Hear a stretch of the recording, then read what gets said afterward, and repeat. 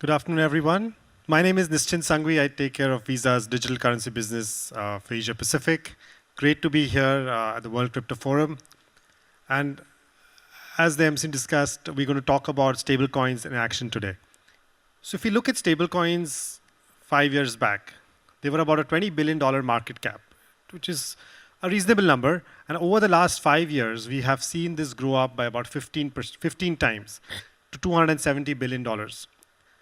Now, this has happened in spite of all the different ecosystem issues that the stablecoin and the crypto ecosystem has seen over the last 5 years, including things like FTX and other issues.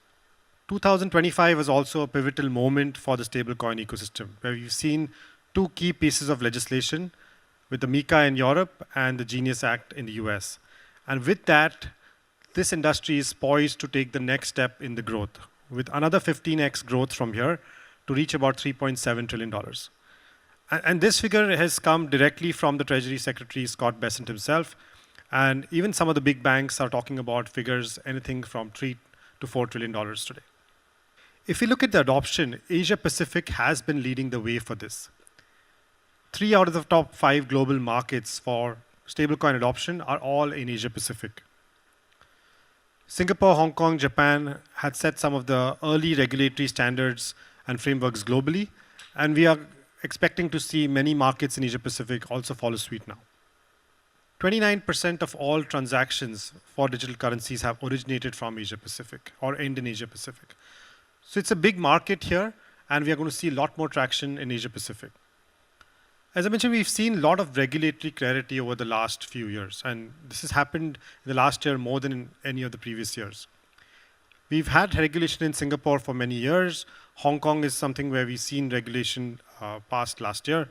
But again, the key point was the MiCA regulation in Europe and the Genius Act in the US. Both of these together have kind of created the way for stablecoin issuance across the globe and create robust standards for all other regulators to also follow suit. Now we're expecting Korea to also come with new legislation, and everybody's been waiting a lot for that. But other markets in Asia also are looking at the same thing, whether it's Taiwan, Vietnam, or even Australia to some extent. Now let's look at the use cases. We've seen the market cap, we've seen how it's going to grow, but what are the use cases where everybody's so focused on? And if you look at the use cases, a few years back, the only use case was crypto capital markets. This is where people used to buy and sell crypto using stablecoin, or when they sold crypto, they would keep it as a parking mechanism to buy it again. Today, it's still one of the dominant use cases. However, we're seeing a big shift of stablecoins away from the crypto ecosystem and move away from it in a way where we're seeing many more payment use cases come in the market.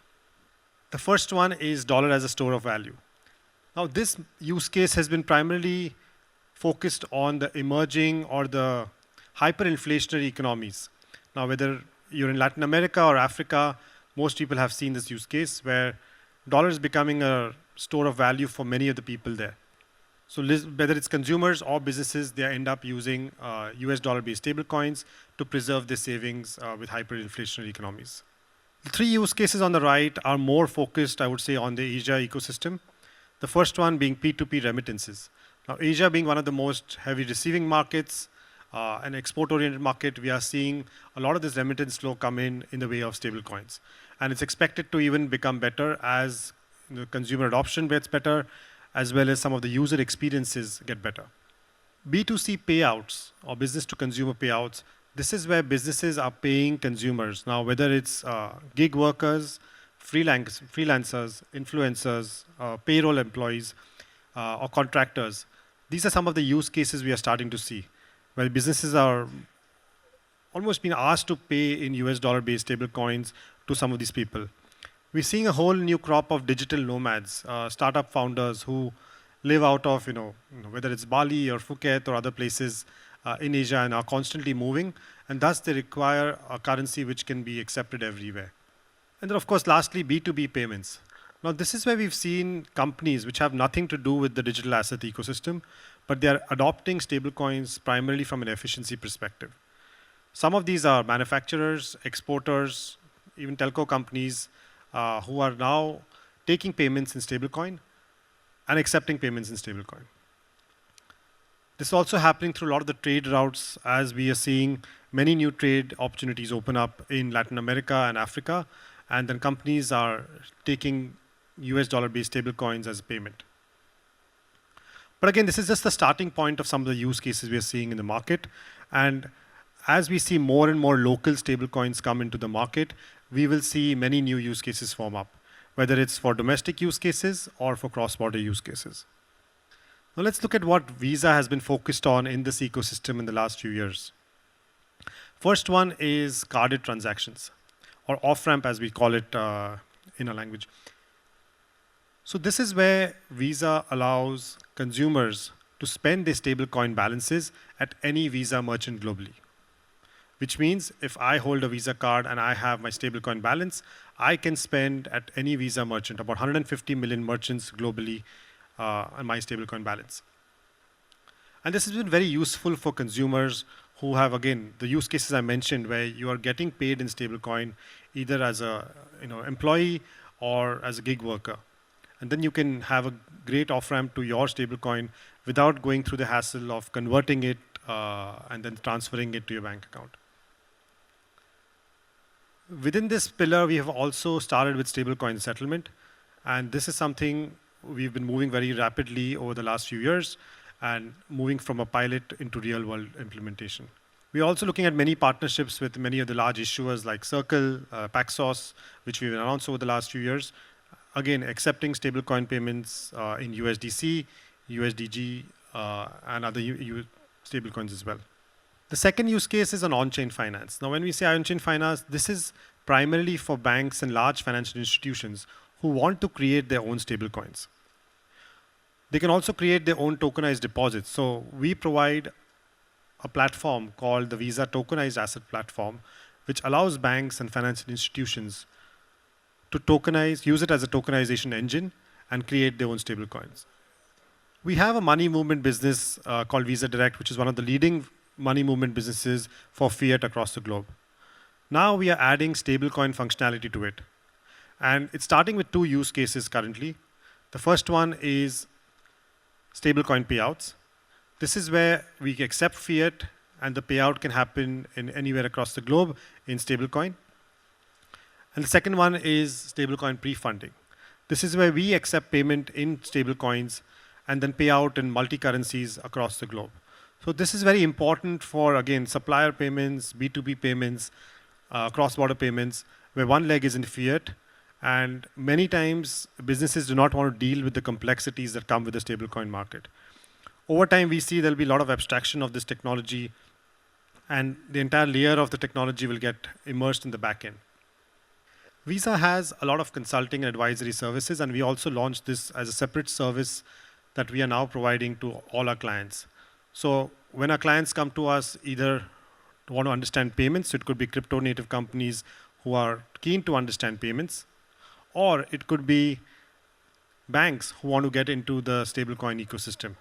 And we can help them form the right use cases, do discovery sessions, find the right partners across this ecosystem. But this is a starting point. We have been focused on many initiatives over the last few years, and we'll continue to grow the ecosystem over the next few years in the stablecoin stage. We are all in for this ecosystem, and we do hope that we can continue to grow and help our partners grow as well. We have about 130 plus programs across 50 global markets. And these are some of the examples that we have in Asia Pacific of some of our card issuers. So we have people like DTC Pay, Crypto.com, DCS, as well as Reap.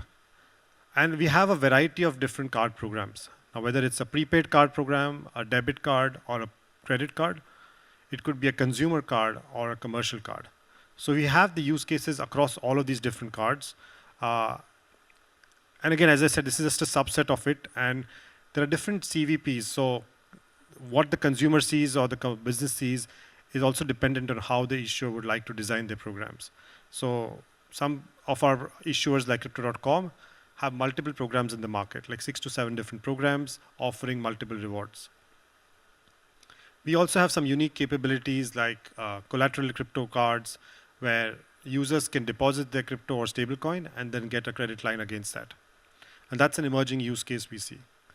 Now, when I mentioned about stablecoin settlement, so maybe I'll just spend a minute talking about what stablecoin settlement really is. So today, Visa, as a global network, work with more than 15,000 financial institutions as an issuer or acquirer, and we do billions of dollars of settlement on a daily basis. What we are doing now is replicating that settlement that we do currently in fiat for US dollars with a stablecoin. So today, issuers have the opportunity to pay us in stablecoin instead of fiat. We can take that fiat, take the stablecoin, convert it to fiat, or pass on the stablecoin to our acquirers, who can in turn make a payment to their merchants in the local currency, in US dollars or stablecoin, depending on their arrangement. So this is basically an option that we provide to all our issuers and acquirers and create this efficiency layer. The key point here is we can eventually move to 7 days a week settlement and make this entire ecosystem much more efficient. This also gives some benefits to our issuers and acquirers in terms of faster settlement, in terms of lower collateral and fees as well. Some of the key names that we've been working with in Asia Pacific are Niem, one of the biggest fintechs here, Crypto.com, again, the top exchange globally, and StateX, which is a company out of Singapore, who's a licensed regulated entity. So again, this has been the first step where Visa Treasury touches stablecoin and uses it for our own settlement ecosystem. So that's all from my side. Great to be here again. And again, we look forward to a lot of the new developments that are happening in the Korean ecosystem. It's been great to see the energy and the different startups to large fintechs to the big financial institutions, all taking a big active role in this ecosystem. And we hope to support all of you as this ecosystem evolves as well. Thank you very much.